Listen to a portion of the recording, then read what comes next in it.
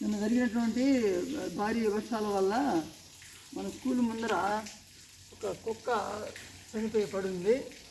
దీన్ని కాస్త మనం దూరంగా తీసుకెళ్తే ఈ వాసన నుంచి ఈ ప్రాంతాన్ని కాపాడిన వాళ్ళు అవుతాము.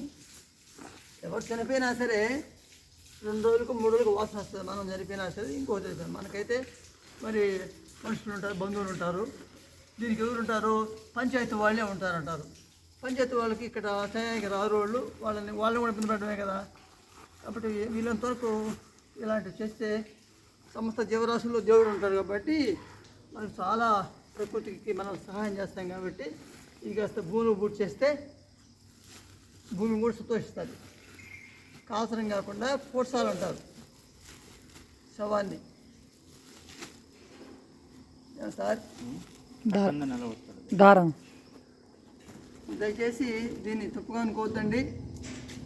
మాకు చేత మేము చేస్తున్నాము.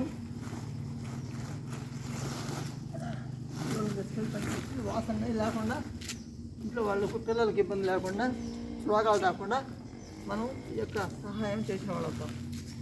హరే కృష్ణ.